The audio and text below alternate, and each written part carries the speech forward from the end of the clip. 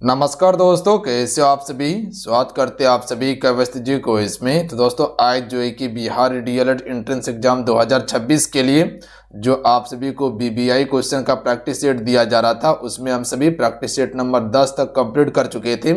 आज जो है कि 11 नंबर प्रैक्टिस सेट हम सभी कंप्लीट करने वाले हैं, जिसमें आप सभी को सामाजिक विज्ञान, विज्ञान और हिंदी सेक्शन कंप्लीट करवाया जाता है और सारे आपके एग्जाम सिलेबस पर आधारित प्रश्न को लिया गया है और ऐसा ही प्रश्न आपके पेपर में भी आएगा। ठीक है, तो आप सभी इसे पूरा कंप्लीट कर लीजिएगा और लास्ट में स्कोर भी बताइए कितने स्कोर कर पा रहे हैं आप सभी। तो चलिए शुरू करते हैं। सभी एक बार सेशन को दिल से लाइक करके शेयर कर दीजिएगा आप सभी। देखिए आपसे क्लास तो कर लेते पर क्लास को लाइक करने के लिए भूल जाते, लाइक जरूर कर दिया कीजिए आप सभी। और देखिए आप सभी को बताना चाहते हैं कि अभी जो कि आप सभी को ऑफर दिया गया था, जो एप्लीकेशन पे कोर्स चल रहा है, ठीक है, कोर्स पर ऑफर था 50% का, अभी भी वो ऑफर अवेलेबल है। तो जो भी बच्चे ज्वाइन नहीं कर पाए थे जाके ज्वाइन कर लीजिएगा। जो क्लास आपको पहले 399 रुपया में मिल रहा था वो अभी 199 रुपया कर दिए हैं। तो सभी इस ऑफर का लाभ ले सकते हैं। ज्वाइन करने के लिए एप्लीकेशन का लिंक डिस्क्रिप्शन में और कमेंट बॉक्स में पिन किया हुआ है, अन्यथा एक वीडियो बना दिए, उस वीडियो को देख लीजिएगा।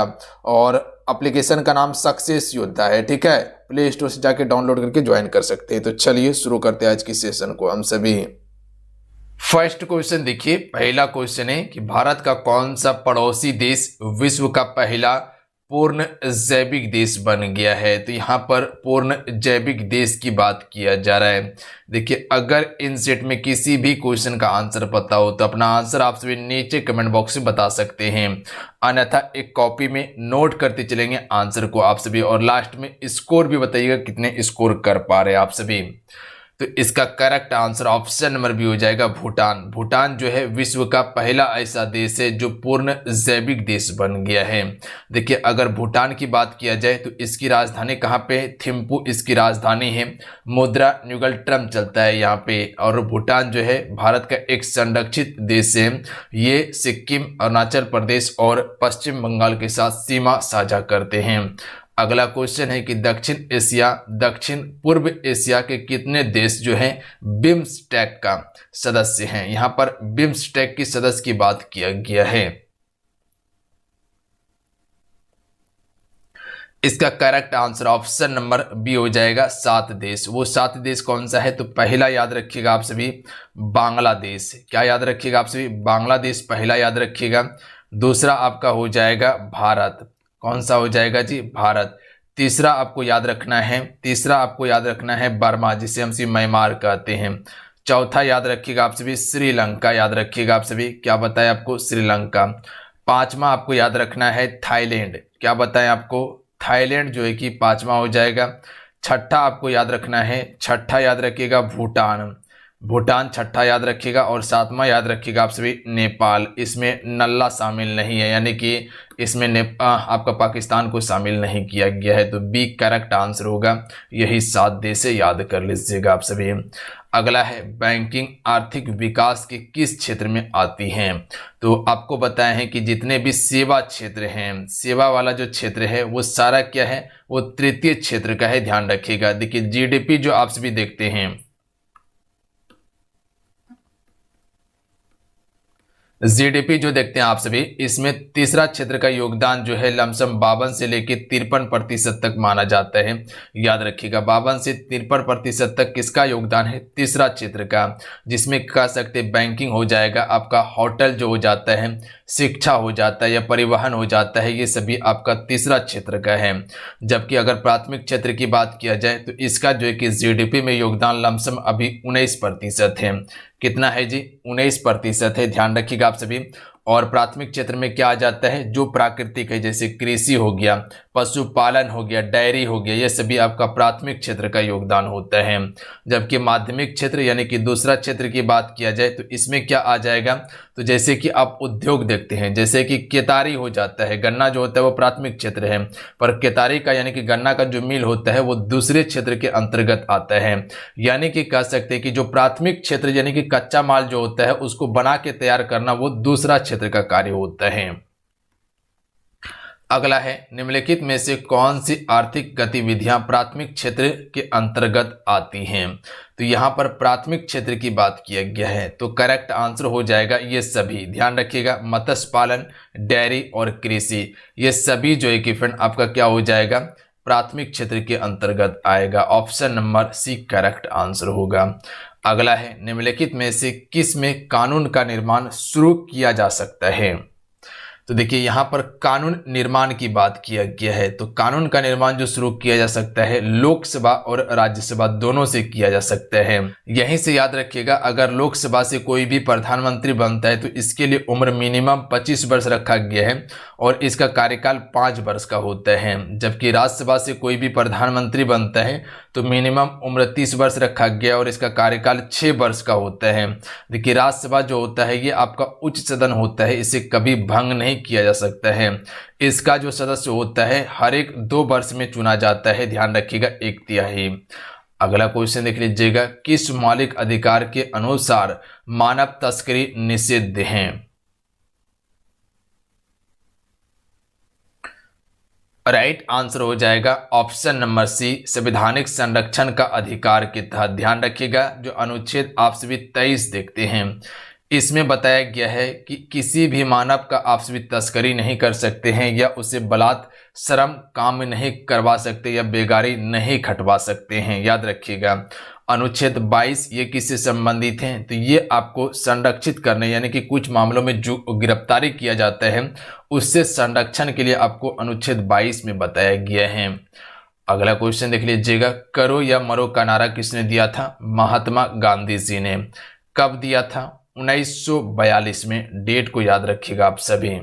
महात्मा गांधी से संबंधित क्या क्या प्रश्न याद रख सकते हैं आप सभी कि महात्मा गांधी दक्षिण अफ्रीका से सबसे पहले 1915 में ये भारत आते हैं और पहला सत्याग्रह 1917 में इसने शुरू किया था। उसके बाद जो है कि मिल मजदूर हड़ताल आंदोलन जो किया था ये 1918 में किया था। उसके बाद असहयोग आंदोलन 1920 में शुरू किया था और 1922 में असहयोग आंदोलन को वापस लिया गया था। और उसके बाद जो कि कांग्रेस का पहला अधिवेशन जो किया था अध्यक्षता वो 1924 में बेलगांव अधिवेशन में किया था। यहीं से याद रखिएगा 1930 में नमक सत्याग्रह शुरू किया गया था इसी के द्वारा। उसके बाद जो है कि 1942 में भारत छोड़ो आंदोलन यहाँ पर शुरू किया गया था। तो इतना सा फैक्ट जरूर याद रखिएगा। गांधी जी जो गोलमेज सम्मेलन में भाग लिया था, पहला गोलमेज सम्मेलन आपका 1930 में हुआ था, दूसरा गोलमेज सम्मेलन 1931 में और तीसरा जो हुआ था 1932 में हुआ था। तो महात्मा गांधी जी दूसरे गोलमेज सम्मेलन में भाग लिया था, जबकि आपका डॉक्टर B.R. अम्बेडकर जी जो थे वो तीनों गोलमेज सम्मेलन में भाग लिए थे। अगला है, भारत में पहला मुगल सम्राट कौन था? देखिए, जब पानीपत का 1526 में युद्ध होता है बाबर और इब्राहिम लोदी के बीच में, तो इब्राहिम लोदी का हार हो जाता है और यहाँ से बाबर ने मुगल वंश की स्थापना किया था। तो पहला इसका सम्राट बाबर हो जाएगा। और अंतिम सम्राट कौन था? बहादुर शाह जफर, जिसे बहादुर शाह द्वितीय कहा जाता है। पृथ्वी से सूर्य की अनुमानित दूरी यानी कि मिलियन किलोमीटर में कितना है? राइट आंसर ऑप्शन में ए हो जाएगा 150 मिलियन किलोमीटर। अगला है, क्षेत्र के अनुसार पृथ्वी का सबसे बड़ा महाद्वीप कौन सा है? तो क्षेत्र के अनुसार सबसे बड़ा महाद्वीप एशिया महाद्वीप है। याद रखिएगा, बी करेक्ट आंसर होगा। जड़ें मिट्टी से पानी और डैश अवशोषित करती हैं। तो जड़ें जो है मिट्टी से पानी को और उसके बाद जो है कि खनिज को अवशोषित करती है, यानी कि option number A correct answer होगा। याद रखिएगा आप सभी। अगला क्वेश्चन देख लीजिएगा, क्वेश्चन में 12 है। चलिए इस क्वेश्चन का आप सभी आंसर करेंगे फटाफट। क्वेश्चन है कि मछलियों के शरीर का कौन सा भाग उन्हें दिशाओं को बदलने और पानी में अपने शरीर को संतुलित रखने में मदद करता है? तो इसका करेक्ट आंसर ऑप्शन में हो जाएगा मीन पक्ष और मूंछ करता है। ध्यान रखिएगा, क्या बताएं? मीन पक्ष और मूंछ ऐसा करता है। अगला क्वेश्चन देख लीजिएगा, विटामिन सी की कमी के कारण कौन सी बीमारी होती है? बिल्कुल आसान और इजी क्वेश्चन है। चलिए 13 नंबर का आंसर करेंगे आप सभी। राइट आंसर हो जाएगा स्कॉर्बिक। ध्यान रखिएगा स्कॉर्बिक नामक बीमारी जो है कि पैदा विटामिन सी की कमी से होता है। विटामिन सी जो है ये आपका जल में घुलनशील है। विटामिन बी और सी, विटामिन बी ग्रुप जो है और विटामिन सी ये दोनों जल में घुलनशील विटामिन है और ये आपको पर डे लेना होता है। देखिए विटामिन सी की कमी के कारण ही आपके मसूड़े से खून भी निकलने लगता है। किस दर्पण में दृश्य का क्षेत्र विस्तृत होता है? ऑप्शन नंबर क्या हो जाएगा? बी करेक्ट आंसर होगा उत्तल दर्पण में। ध्यान रखिएगा उत्तल दर्पण में क्या होता है, इसका दृश्य जो होता है वो विस्तृत रहता है, यानी कि विस्तृत होता है। ऑप्शन में बी करेक्ट आंसर होगा। देखिए उत्तल दर्पण में क्या होता है, इसका प्रयोग जो होता है हेडलाइट में नहीं करके इसका प्रयोग करते हैं पश्च दृश्य देखने के लिए, जो ड्राइवर के बगल में लगा रहता है। ये क्या करता है, कोई बड़ा हुआ वस्तु को ये छोटा करके दिखाता है, ये उत्तल दर्पण का काम होता है। जबकि अवतल दर्पण का उपयोग हम सभी गाड़ी की हेडलाइट में करते हैं, ये क्या करता है छोटा वस्तु को बड़ा करके दिखाता है। ध्यान रखेंगे आप सभी, याद रहेगा। अगला क्वेश्चन है चालकता की इकाई क्या है, तो सी करेक्ट आंसर होगा। ध्यान रखेंगे आप सभी।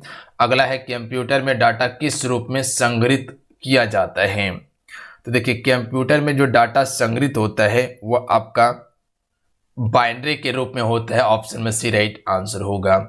अगला क्वेश्चन देखिए पृथ्वी की भूपर्पटी यानी कि क्रस्ट में सबसे प्रचुर मात्रा में कौन सी धातु है? राइट आंसर हो जाएगा एल्युमिनियम, जो है कि पृथ्वी की भूपर्पटी में सबसे प्रचुर मात्रा में पाया जाता है। देखिए वायुमंडल में कह सकते हैं कि सबसे ज्यादा क्या है, नाइट्रोजन 78% है, जबकि ऑक्सीजन कितना है 21% है। कार्बन डाइऑक्साइड 0.03% है। ये तीनों को याद रखिएगा, आप सभी क्वेश्चन पूछे जाते हैं। कौन सी धातु हथेली पर पिघल जाती है? Right answer option number B हो जाएगा। गैलेनियम जो है यह आपका हथेली पर पिघल जाएगा। ऑप्शन में बी करेक्ट आंसर होगा। अगला क्वेश्चन है 19 नंबर है नाइट्रेट फास्फेट धातु सीवेज में किस तरह की अशुद्धियों के उदाहरण हैं? तो ये किस प्रकार के अशुद्धि का उदाहरण है? अकार्बनिक अशुद्धि का उदाहरण है, यानी कि बी राइट आंसर होगा। अगला है प्रधानमंत्री जीवन ज्योति बीमा योजना क्या है? प्रधानमंत्री जीवन ज्योति बीमा योजना ये एक प्रकार का आपका जीवन बीमा योजना है, यानी कि सी राइट आंसर होगा। क्या है? एक जीवन बीमा योजना है। देखिए जितने भी साथी हैं मेरे साथ में, आप सभी क्लासेस को जरूर लाइक कीजिएगा।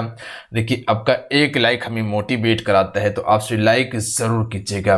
देखिए आपके लिए हम 100% एफर्ट लगा के सारा कंटेंट तैयार करते हैं, ताकि आपको बेहतर से बेहतर चीज़ें दिया जाए, ताकि आपको कहीं भटकना ना पड़े, वो चीज़ें दिया जाए जो एग्ज़ाम की दृष्टि से इम्पॉर्टेंट हो।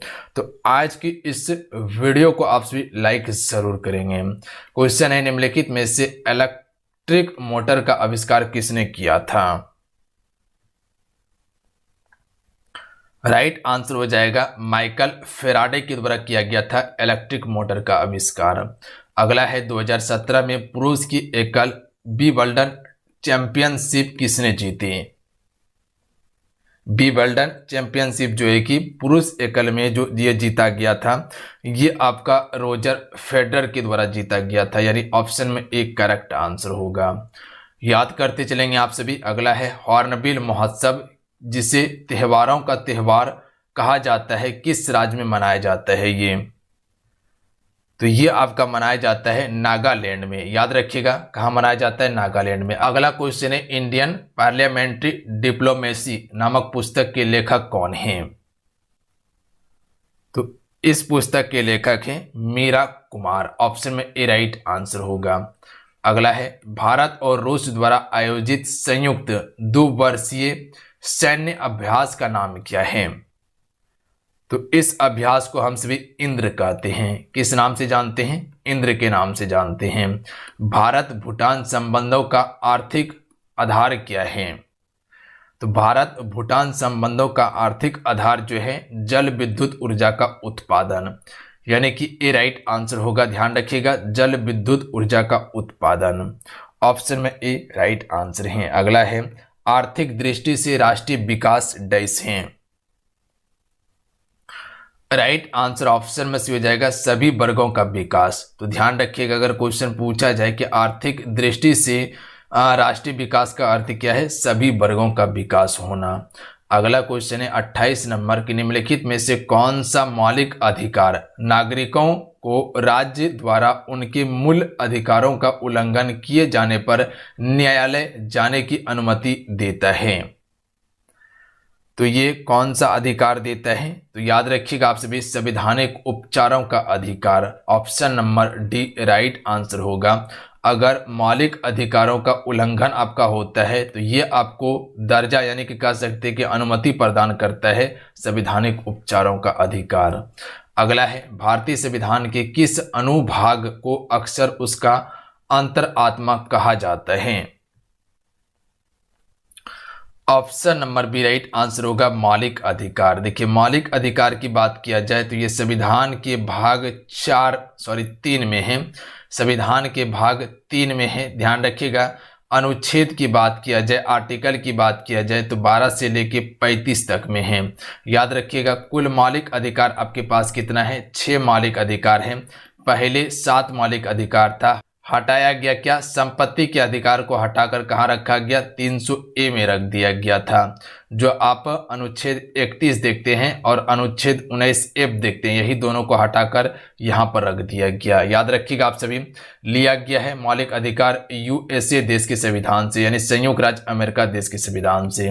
मौलिक कर्तव्य जो है ये संविधान के भाग 4 का में मौलिक कर्तव्य का वर्णन है, अनुच्छेद 51 का में है, लिया गया है रूस के संविधान से। याद रखिएगा, कुल मौलिक कर्तव्य की संख्या कितना है? 11 है, जो आपको देश के लिए करना है। नीति निर्देशक तत्व की बात किया जाए तो ये संविधान के भाग 4 में है। अनुच्छेद की बात किया जाए तो अनुच्छेद आपका 35 से लेके 51 तक है नीति निर्देशक तत्व। ध्यान रखिएगा आप सभी, नीति निर्देशक तत्व जो है ये आयरलैंड देश के संविधान से लिया गया है, आयरलैंड देश के संविधान से लिया गया है। और ये नीति निर्देशक तत्व के अंतर्गत जितने भी चीज हैं वो आपको राज्य सरकार के द्वारा दिया जाता है। अगला है, महाराजा धीराज के भव्य उपनाम को अपनाने वाला गुप्त राजवंश का प्रथम शासक कौन थे? ऑप्शन में बी राइट आंसर होगा चंद्रगुप्त। अगला क्वेश्चन देख लीजिएगा, 1961 में पानीपत के तीसरे युद्ध में किसकी पराजय हुई थी? राइट आंसर हो जाएगा मराठा का। ध्यान रखिएगा, मराठा जो है कि बुरी तरह से इसमें पराजित हो गया था पानीपत का तीसरे युद्ध में। यह हुआ था अहमदा शाह अब्दाली और मराठों के बीच में। उत्तरी गोलार्ध में ग्रीष्मकालीन संक्रांति किस तारीख को होती है? तो इसका करेक्ट आंसर हो जाएगा 21 जून को। अगला क्वेश्चन देख लीजिएगा, यूरेशिया एशिया और डैश की संयुक्त भूमि है। तो यूरोप की संयुक्त भूमि है यूरेशिया, एशिया और यूरोप की। अगला है, जब हृदय का दाहिना हृदय संपुट संकुचित होता है तब रक्त डैश में जाता है। तो ये रक्त किस में चला जाता है? फेफड़ा में चला जाता है। क्वेश्चन को समझिएगा आप सभी, किस में चला जाता है? फेफड़ा में। जब हृदय का दाहिना हृदय संपुट संकुचित हो जाता है तो ये रक्त कहाँ चला जाता है? फेफड़ा में। अगला क्वेश्चन है 35 नंबर है, लार में उपस्थित एक पाचक किण्वक सलाइवरी अमाइलेज से निम्न में से किसका पाचन शुरू होता है? तो देखिए, अमाइलेज से जो पाचन शुरू होता है ये आपका कार्बोहाइड्रेट का होता है, यानी कि option number D right answer होगा कार्बोहाइड्रेट। अगला है, 28 दिवसीय मानव डिम्ब ग्रंथि चक्र में डिम्बो उत्सर्जन डैश होता है। तो right answer option number C हो जाएगा, 14वें दिन होता है डिम्बो उत्सर्जन। अगला क्वेश्चन है कि छवि के आकार से वस्तु के आकार का अनुपात डैश कहलाता है। तो इसे हम सभी आवर्धन के नाम से जानते हैं।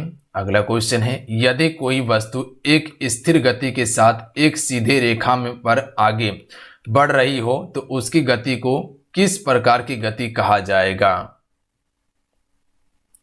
तो ये समान और असमान गति दोनों कहा जाएगा। याद रखिएगा, क्वेश्चन क्या कहा गया है, ध्यान दीजिएगा।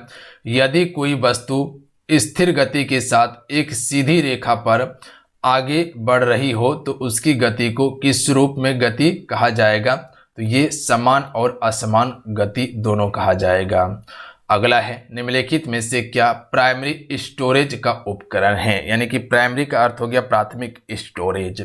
तो इसका करेक्ट आंसर होगा केस मेमोरी और उसके बाद रैम। ध्यान रखिएगा ये दोनों प्राइमरी स्टोरेज होता है, जबकि हार्ड ड्राइवर जो होता है ये द्वितीय होता है, यानी कि ये सेकेंडरी स्टोरेज होता है, ये बाहर से लगाया जाता है। जबकि ये दोनों जो होता है वो आपका मोबाइल हो गया या कंप्यूटर में स्वतः होता है। तो इसका correct answer option number B हो जाएगा 1 और 2। अगला है निष्क्रिय गैस स्वतंत्र डैश के रूप में मौजूद होती हैं।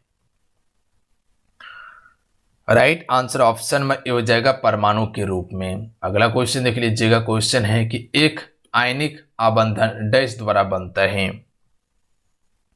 राइट आंसर है विपरीत आवेशित आयनों का आकर्षण से बनता है। फिर से रिपीट कर रहे समझिएगा क्वेश्चन को। एक आयनिक आबंधन किसके द्वारा बनता है, तो विपरीत आवेशित आयनों का आकर्षण से। अगला है ताजमहल के संगमरमर का क्षय करने वाली अम्लीय वर्षा किन अम्लों से बनती या बनी होती हैं, किन अम्लों से बनी होती है जो ताजमहल के संगमरमर को क्षय कर रहा है। तो राइट आंसर ऑप्शन में हो जाएगा नाइट्रिक अम्ल और सल्फ्यूरिक अम्ल से बनी होती है। ऑप्शन में ए राइट आंसर है। अगला है प्रधानमंत्री सुरक्षा बीमा योजना 18 से लेकर 22 वर्ष की उम्र के बीच के सभी नागरिकों के लिए उपलब्ध है। तो याद रखिएगा ये 70 वर्ष हो जाएगा। 18 से लेकर 70 वर्ष का जो नागरिक है उसी के लिए जो है कि प्रधानमंत्री सुरक्षा बीमा योजना उपलब्ध है। हवाई जहाज का आविष्कार किसने किया था, राइट ब्रदर्स ने। ऑक्सीजन युक्त रक्त डैश द्वारा ले जाया जाता है। तो देखिए ऑक्सीजन युक्त रक्त जो ले जाया जाता है ये आपका फुफ्फुस नस के द्वारा ले जाया जाता है। ध्यान रखिएगा आप सभी, जिसे हम सभी फुफ्फुस शिरा भी कहते हैं, याद रखिएगा। अगला क्वेश्चन है स्तनधारियों में सबसे छोटी हड्डी डैश होती है। तो सबसे छोटी हड्डी क्या है, स्टेपिस या स्टेपस जिसे कहा जाता है, जो कान की हड्डी होता है यही सबसे छोटी है। सबसे बड़ी हड्डी क्या है, फीमर जांग की हड्डी। अगला है कोलेस्ट्रॉल डैश से संबंधित है। राइट आंसर होगा वसा से। वसा में जो है कि कोलेस्ट्रॉल की मात्रा अधिक होता है। देखिए वसा क्या है, ये एक संग्रहित होने वाला आपका पदार्थ है, यानी कि जैसे वसा आपसे फैटी वाला चीज़ खाते हैं, जैसे हो गया तिलहन हो गया, जैसे घी खा लेते हैं, तो फैट वाला चीज़ है, वो आपका ज़्यादा देर तक स्टोरेज रहता है। विद्युत प्रभाव करंट गुजरने पर एक तार में उत्पन्न होने वाली ऊष्मा की मात्रा को डैश पर निर्भर करती है। तो ये किस पर निर्भर करती है, right answer option number D हो जाएगा, इनमें से किसी पर नहीं, ना सामग्री ना लंबाई ना मोटाई, किसी पर नहीं। अगला क्वेश्चन देख लीजिएगा। हिंदी से क्वेश्चन है कि निम्न विकल्पों में से निर्देशानुसार वाच्य परिवर्तन का विकल्प को चुनिए। यानी कि वाच्य दिया हुआ है कि हम इतना नहीं चल सकते हैं, इसका भाववाच्य बनाना है। तो हम इतना नहीं चल सकते हैं, भाववाच्य क्या हो जाएगा, हमसे इतना नहीं चला जाता। ऑप्शन नंबर डी इसका राइट आंसर होगा। ये एक भाववाच्य है कि हमसे इतना नहीं चला जा सकता है या नहीं चला जाता। अगला है जो किसी विषय का ज्ञाता हो उसके लिए शब्द कौन सा होगा। तो देखिए जो किसी विषय का ज्ञाता हो तो उसे हमसे विशेषज्ञ कहते हैं। ऑप्शन नंबर आपका डी राइट आंसर होगा। अगला क्वेश्चन है निम्नलिखित में से अंतर का अर्थ नहीं होता। तो अंतर का अर्थ इनमें से क्या नहीं होता है, आकाश नहीं होता है। जबकि अंतर का अर्थ जो हो जाएगा दूरी हो जाएगा, शेष हो जाएगा और हृदय हो जाएगा, जबकि आकाश नहीं होगा। अगला है निम्नलिखित में से कौन सा वाक्य संबंध कारक का सही उदाहरण है। देखिए संबंध कारक की यहां पर बात किया गया है, यानी कि संबंध यहां पर दर्शाता हो। मेरा घर शहर से दूर है, यह संबंध कारक है, गलत है। मछलियां जल में रहती है, गलत है।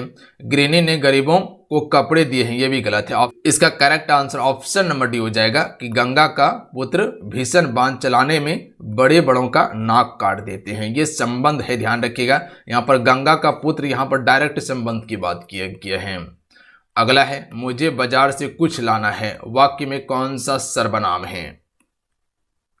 देखिए, मुझे बाजार से कुछ लाना है, क्या लाना है पता नहीं है, यानी कि अनिश्चित बात यहाँ पर किया जा रहा है। तो ये आपका अनिश्चयवाचक सर्वनाम हो जाएगा। याद रखिएगा आप सभी, अगर कोई भी चीज लाना हो जिसका निश्चित एकदम किया जाए कि हमको मार्केट से सब्जी या आलू लाना है, तो वो आपका निश्चयवाचक हो जाएगा। ध्यान रखिएगा आप सभी। संबंधवाचक में तो संबंध की बात किया जाएगा। निजवाचक में क्या हो जाएगा, स्वयं का बात हो जाएगा यहाँ पे, कि मुझे निजे कोई काम करना है या निजी कोई काम करना है या मुझे ये काम करना है, ये निजवाचक हो जाएगा। अगला है, निम्नलिखित में से किस वाक्य में संभाव्य भविष्यकाल क्रिया का प्रयोग हुआ है। यानी कि यहाँ संभाव्य भविष्यकाल की यहाँ पर बात किया गया है, यानी संभावना वाली बात। तो इसका correct answer option number B हो जाएगा, हो सकता है मेहमान कल ही आ जाएगा। ये संभाव्य की बात की है, यानी संभावना वाली बात हो रहा है कि हो सकता है कि मेहमान कल ही आ जाए। तो ऑप्शन में बी राइट आंसर हो जाएगा। क्लियर है। अगला क्वेश्चन देख लीजिएगा। अगला क्वेश्चन है कि इनमें से किस वाक्य में द्विकर्मक क्रिया का उपयोग हुआ है। देखिए, द्विकर्मक क्रिया का जो उपयोग हुआ है ऑप्शन नंबर बी में हुआ है। सीता ने राधा को पुस्तक दी है। ध्यान रखिएगा, दो कर्म है इसमें। सीता ने किसको दिया, राधा को क्या दिया है, पुस्तक दिया है। ऑप्शन नंबर बी इसका करेक्ट आंसर हो जाएगा। याद रखिएगा आप सभी। तो चलिए आज की सेट को हम यहीं कंप्लीट करते हैं।